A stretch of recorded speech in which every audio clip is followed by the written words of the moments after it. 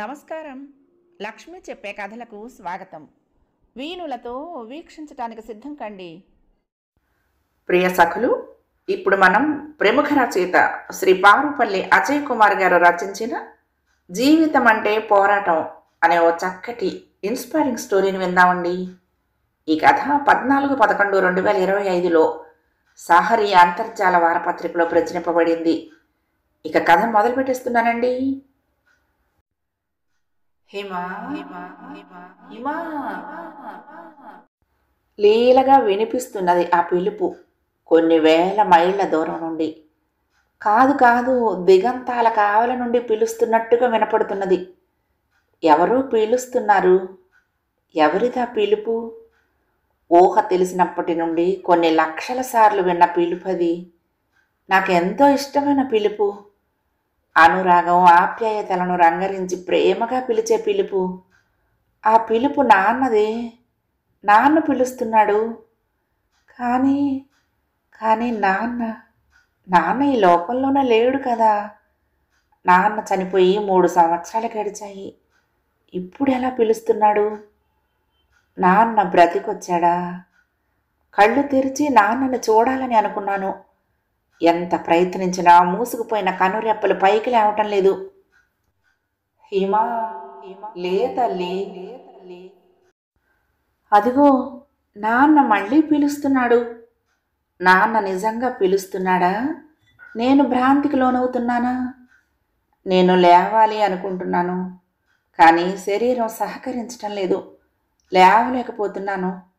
మత్తుగా ఉంది. మగతగా మైకంలోకి కూరుకుపోతున్నాను. ఏమైంది నాకు? నా శరీరం అంతా తేలికై గాలిలో తేలుతున్న అనుభూతి. ఇదేంటి, నేను గాలిలో ఈదులాడుతున్నానా? నాన్న నాకేదో అయ్యింది. భయం వేస్తున్నది. నా దగ్గరకు రా నాన్న, నన్ను గట్టిగా పట్టుకో అని అరవాలనుకున్నాను. మాట పెగలటం లేదు. ఎండిపోయిన నోరు తెరుచుకోవటం లేదు. ఇంద్రియాలన్నీ నా వశంలో లేకుండా పోతున్నాయి. నేను నిద్రపోతున్నానా? కలగంటున్నానా? స్పృహలోనే ఉన్నానా? ఏమీ తెలియటం లేదు. నాకు ఏమీ అంతు పట్టడం లేదు. అసలు నేను బ్రతికే ఉన్నానా? నేను చనిపోయానా? భయంకరమైన ఆ ఊహకే నా శరీరం ఒక్కసారిగా కంపించిపోయినట్లయింది. నిజంగా నా శరీరం కంపించిందా? లేక నేను అలా అనుకుంటున్నానా? నేను చనిపోతే మరి అమ్మ నాన్న పోయిన తర్వాత తన పంచ ప్రాణాలన్నీ నా మీదే పెట్టుకుని బ్రతుకుతున్న అమ్మ నా మరణ వార్త విన్న మరుక్షణమే తను కూడా మరణిస్తుంది. నో, అలా జరగకూడదు. నేను చనిపోకూడదు. నేను బ్రతకాలి. నాన్నకిచ్చిన మాటను నిలబెట్టుకోవాలి. నేను కూతుర్నే అయినా కొడుకులా నన్ను పెంచిన నాన్న. తను పోలీస్ కానిస్టేబుల్ అయినా నన్ను పెద్ద పోలీస్ ఆఫీసర్గా చూడాలని కలలు కన్న నాన్న. భద్రాచలం అడవుల్లో నక్సలైట్లతో పోరాటం చేస్తూ తీవ్రంగా గాయపడి హాస్పిటల్లో చికిత్స పొందుతూ చనిపోయిన నాన్న.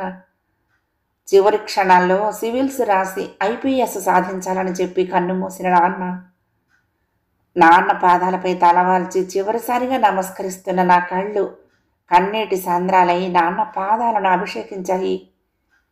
నాన్న లేడనే నిజాన్ని భరించలేకపోయాను. విపరీతమైన నైరాస్యంలోకి కూరుకుపోయాను.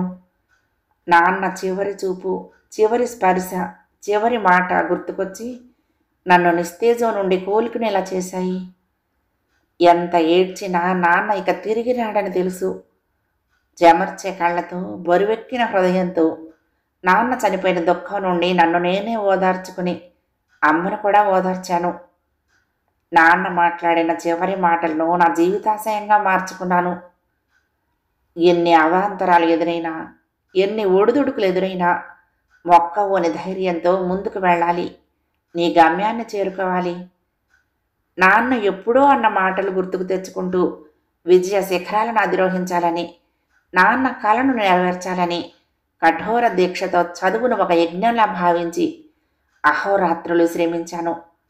ఇంకొద్ది రోజుల్లో నాన్న కల నెరవేరబోతుంది అనుకుని సంతోషపడుతున్న తరుణంలో ఎందుకు ఇలా జరుగుతోంది అసలు ఏమైంది నాకు? నేను ఊపిరి పీలుస్తున్నానో లేదో కూడా తెలియని స్థితిలో ఉన్నాననిపిస్తున్నది. స్పృహలో ఉన్నానో లేదో తెలియని గందరగోళం నన్ను ఆవరించింది. నాన్నకిచ్చిన మాట నెరవేరకముందే నేను చనిపోతున్నానా? No, no! మరణిస్తున్నానన్న భయం నన్ను నిలువెల్లా ముంచెత్తుతున్నది. చావు బ్రతుకులు ఎక్కడో లేవు. ధైర్యంలో బ్రతుకుంది, భయంలో చావుంది అనే నాన్న మాటలు గుర్తుకొచ్చాయి. నిజమే, చావుకు భయపడకూడదు. ఆ భయాన్ని అధిగమించి తీరాలి. ఎట్టి పరిస్థితుల్లోనూ నేను బ్రతికి తీరాలి. అండపిండ బ్రహ్మాండమంతా నిండి ఉన్న ఓ దేవదేవా, నాకు బ్రతకాలని ఉంది. అందుకు తగిన ఆత్మ బలాన్ని నాకు ఇవ్వు. నేను చనిపోకూడదు. నేను బ్రతకాలి, బ్రతికి తీరాలి అంటూ కనపడని ఆ దేవదేవుణ్ణి వేడుకుంటున్నాను. నేను మరణాన్ని గెలవాలి. గెలవాలంటే నిలవాలి. నిలవాలంటే బ్రతకాలి. జీవితం అంటేనే ఓ పోరాటం. ఆ పోరాటంలో గెలుపే లక్ష్యంగా సాగాలి. గెలవాలన్న కసి లేని వారు ముందే ఓడిపోతారు అనేవాడు నాన్న. నేను ఓడిపోతున్నానా? నో, బతుకు పోరాటంలో నేను ఓడిపోకూడదు. గెలుపు పొందే వరకు అలసిపోకూడదు. నాన్న అప్పుడప్పుడు ఒక పాటను పాడుతూ ఉండేవాడు. ఏ పాట అది? మనసు పొరల మాటన మరుగున పడిపోయిన ఆ పాటను గుర్తుకు తెచ్చుకోవటానికి ప్రయత్నించాను. కష్టాలు రాని, కన్నీళ్లు రాని, ఏమైనా గాని ఎదురేది రాని, ఓడిపోవద్దు, రాజీ పడొద్దు. ఎస్ ఎస్, ఆ పాటే. బ్రతుకు అంటే గెలుపు, గెలుపు కొరకే బ్రతుకు. ఆ పాట నాన్న పాడుతున్నప్పుడల్లా మోటివేషన్ పాఠంలా వినిపించేది. పాటను పాఠంలా కంఠతా పట్టేశాను చిన్న వయసులోనే. పాటను కంఠస్థం చేయటం కాదు, దాని భావాన్ని జీవితానికి అన్వయించుకోవాలి అనేవాడు నాన్న. ఆ మాటలకు అర్థం ఆనాడు తెలియలేదు. ఇప్పుడిప్పుడే తెలుస్తున్నది. ఓ సర్వాంతర్యామి, ఓ దేవదేవా, అలనాడు రావే ఈశ్వర, కావవే వరదా అని గజేంద్రుడు పిలవగానే పరుగు పరుగున వచ్చి రక్షించావే. నా కోసం కాకపోయినా మా అమ్మ కోసం, నా ఆశయ సిద్ధి కోసమైనా నేను బ్రతకాలి. నన్ను బ్రతికించు తండ్రి. నా ఆశయాలకు ఆశలకు ఊపిరిపోయి తండ్రి. మనసు పొరల్లో ప్రార్థిస్తున్నాను. బ్రతకాలన్న ఆశనే శ్వాసగా మలుచుకోవాలి. బ్రతకాలన్న ఆశే నన్ను బ్రతికించాలి. ఆశ లేకపోతే జీవితానికి అర్థమే లేదు. ఆశ అనేది మనల్ని ముందుకు నడిపించే ఒక శక్తి. అది మనల్ని నిత్యం ఏదో సాధించాలనే తపనతో ఉంచుతుంది. ఆశ మనల్ని ప్రేరేపిస్తుంది. మనం ఏదైనా సాధించగలమనే నమ్మకం కలిగిస్తుంది. సుప్త చేతనావస్థలో ఏవేవో ఊహలు, భావనలు, ఆందోళనలు, భయాలు నన్ను ఉక్కిరిబిక్కిరి చేస్తున్నాయి. హిమా, లే తల్లి, నీకేం కాలేదు, భయం లేదు. లే తల్లి, కళ్ళు తెరిచి చూడు. నాన్న నా తల మీద చేయి ఉంచి నా చెవిలో గుసగుసగా చెప్తున్నట్టుగా మాటలు వినపడుతున్నాయి. నాకు లేవాలని ఉంది. అచేతనావస్థ నుండి చేతనావస్థలోకి రావాలని బలంగా కోరుకుంటున్నాను. నేను లేవాలి, లేవాలి మనసులో గట్టిగా అనుకుంటున్నాను. ఏవేవో ఆలోచనలు నన్ను ఉక్కిరిబిక్కిరి చేస్తున్నాయి. ఇలా ఇలా ఆలోచించగలుగుతున్నానంటే నా మెదడు పనిచేస్తున్నదన్నమాట. అంటే అంటే నేను బ్రతికే ఉన్నాను. ఆ ఊహే నాకు 1000 ఏనుగుల బలాన్నిచ్చింది. మెళుకువలోకి రావాలని నాలో నేనే మదన పడుతున్నా, లేవాలని నాతో నేనే యుద్ధం చేస్తున్నాను. ఇదిగో అప్పుడే శ్వాస తీసుకోవటంలో ఇబ్బందిని అధిగమిస్తున్నాను అనిపించింది. అమ్మయ్యా, ఊపిరి పీల్చుకోవటం తెలుస్తున్నది నాకు. మూసుకుపోయిన కనురెప్పలను బలవంతాన తెరవడానికి ప్రయత్నిస్తున్నాను. అతి కష్టం మీద కళ్ళు తెరిచాను. ఎక్కడ ఉన్నానో అర్థం కావటం లేదు. నిస్సత్తువుగా, నీరసంగా ఉంది. శరీరం అంతా 1000 సుత్తులతో బాదినట్లుగా, భరించలేని నొప్పులు, అలసటగా ఉంది. మళ్ళీ మగత కమ్ముకొచ్చి కళ్ళు మూతలు పడుతున్నాయి. కళ్ళు మూతలు పడి నిద్రలోకి జారుకుంటే ఆ నిద్ర శాశ్వత నిద్ర అయితే అంతే. ఒక్కసారిగా ఉలిక్కిపడి లేచి కూర్చున్నాను. బాహ్య ప్రపంచంలోకి వచ్చి చుట్టూ చూశాను. ఓ గదిలో మంచం మీద ఉన్నాను. శరీరం మీద నూలు పోగు లేకుండా నగ్నంగా ఉన్నాను. ఉలిక్కిపడి మంచం చివర ఉన్న దుప్పటి తీసి ఒంటి మీద కప్పుకున్నాను. ఏదో చెప్పలేని భయము ఆందోళన నన్ను ముంచెత్తాయి. కళ్ళు మూసుకుని గట్టిగా ఊపిరి పీల్చి వదులుతూ క్రమక్రమంగా రాత్రి జరిగిందంతా గుర్తుకు తెచ్చుకున్నాను. లైబ్రరీలో రాత్రి 8 గంటల వరకు పుస్తకాలు తిరగేసి ఆటోలో ఇంటికి బయలుదేరాను. సగం దూరం వచ్చేసరికి ఆటో ఆగిపోయింది.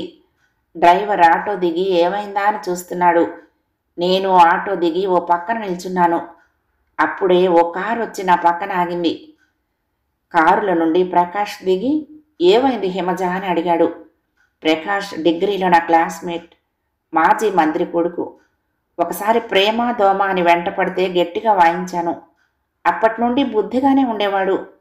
నన్ను చూస్తూనే మర్యాదగా పక్కకు తొలగిపోయేవాడు. ఆటో ఎందుకు ఆగిపోయింది, డ్రైవర్ చూస్తున్నాడు అన్నాను. ఆటో ఎప్పటికి బాగవుతుందో, నా కారులో నిన్ను మీ ఇంటి దగ్గర డ్రాప్ చేస్తానరా, కారు ఎక్కు అని పిలిచాడు. వద్దులే ప్రకాష్, ఈ ఆటో బాగవ్వకపోతే ఇంకొక ఆటోలో వెళ్తానులే అన్నాను. ఇంత రాత్రిపూట నీకు ఈ రోడ్డులో ఆటోలు దొరకటం కష్టం. రాత్రిపూట నువ్వు ఇక్కడ ఉండటం అంత మంచిది కాదు, రా కారు ఎక్కు అన్నాడు. నేను మొహమాటంగా చూశాను. ప్రకాష్ మరీ చెప్పటంతో ఆటో అతనికి డబ్బులు ఇచ్చి కారు వైపు నడిచాను. కారు వెనక సీట్లో 2 యువకులున్నారు. నేను ప్రకాష్ వైపు చూశాను. వాళ్ళిద్దరూ నాకు కజిన్స్ అవుతారు. ఈ రోజే ఊరు నుండి వచ్చారు. గెస్ట్ హౌస్లో చిన్న ట్రీట్ ఏర్పాటు చేశాను, అక్కడికే వెళ్తున్నాం అన్నాడు చిన్నగా నవ్వుతూ. నేను సంశయంగా చూస్తూ ఉంటే, ముందు సీట్లో కూర్చో హిమజ, 15 గంటలో మీ ఇంటికి వెళ్తాము. నిన్ను డ్రాప్ చేసి మేము మా పని మీద వెళ్తాం అన్నాడు కారు డోర్ తీస్తూ. నేను కారులో కూర్చోగానే ప్రకాష్ కారు స్టార్ట్ చేసి ముందుకు దూకించాడు. నేను సివిల్స్ మెయిన్స్ క్వాలిఫై అయిన సంగతి ప్రకాష్కు తెలుసు. ఇంటర్వ్యూ గురించి ఏవేవో అడుగుతున్నాడు. నేను సమాధానాలు చెప్తున్నాను. ఇంతలో హఠాత్తుగా వెనక కూర్చున్న ఒక అతను నా తలను గట్టిగా పట్టుకుని ముక్కు దగ్గర కర్చీఫ్ను అదిమి పట్టాడు. అది క్లోరోఫామ్ అద్దిన కర్చీఫ్. క్లోరోఫామ్ వాసన నుండి తప్పించుకోవాలని పెనుగులాడాను. కానీ లాభం లేకపోయింది. ముందు వెనుకల ఆలోచించకుండా కారు ఎక్కటం నేను చేసిన పొరపాటు అని అనుకుంటూ ఉండగానే నేను స్పృహ కోల్పోయాను. ఊరి చివర ఉన్న గెస్ట్ హౌస్లోకి తీసుకువెళ్లటం, ఒకరి తర్వాత మరొకరు నా శరీరంతో వికృత చేష్టలతో ఆడుకుంటూ వారి కోరికలను తీర్చుకోవటం లీలగా గుర్తుకొచ్చింది. అవన్నీ గుర్తుకొస్తూ ఉంటే విద్యుద్ఘాతానికి గురైన మనిషిలా వెలవెల్లాడిపోయాను. షాక్తో నా మెదడు స్తంభించినట్లయింది. 5 నిమిషాల పాటు చలనం లేని శిలలా ఉండిపోయాను. కొద్దిసేపటి తర్వాత నా భావోద్వేగాలను అదుపు చేసుకుని నన్ను నేను నియంత్రించుకున్నాను.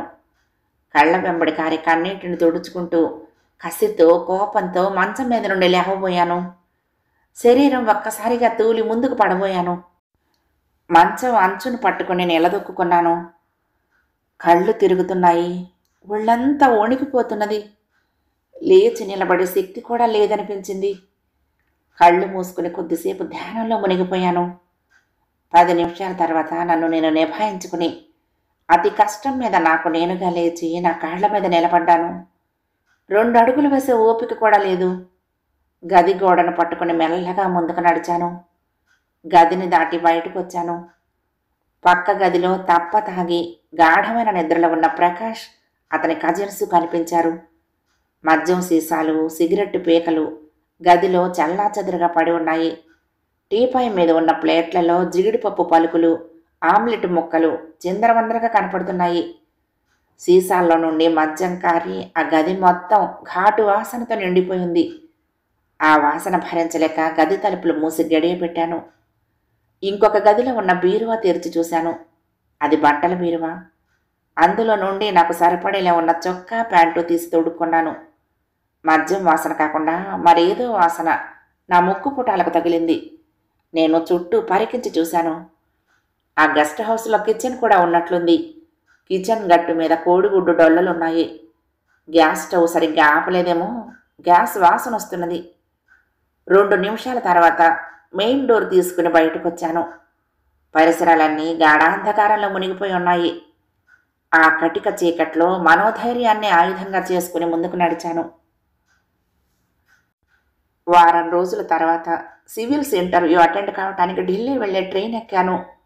పక్క బెర్త్లో 2 టీనేజ్ అమ్మాయిలు మాట్లాడుకుంటున్నారు. వర్ష, నీకు ఈ విషయం తెలుసా? అక్క వెంటబడి ప్రేమించమంటూ వేధించేవాడని చెప్పాను చూడు ప్రకాష్, అదేనే ఆ మాజీ మంత్రి కొడుకు. ఊరి చివర ఉన్న గెస్ట్ హౌస్లో సజీవ దహనమయ్యాడు.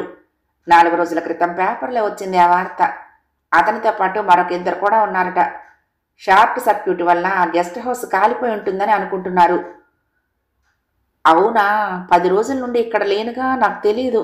మంచి వార్త చెప్పావు. పీడ వదిలిందని అక్క సంతోషించుంటుంది కదూ అంటూ ఆ 2 అమ్మాయిలు కబుర్లలో మునిగిపోయారు. ఆ మాటలు వింటూ నాలో నేనే గుంభనంగా నవ్వుకున్నాను. కథ సమాప్తం. ప్రియ సఖులు, ఈ కథ మీకు నచ్చితే తప్పకుండా లైక్ చేయండి, షేర్ చేయండి, కామెంట్ చేయండి, సబ్స్క్రైబ్ చేసుకుని నన్ను ఎంకరేజ్ చేయండి. ఉంటానండి. ప్రేమతో లక్ష్మి, కృష్ణాతీరం దుర్గమ్మ సన్నిధానం. నమస్తే.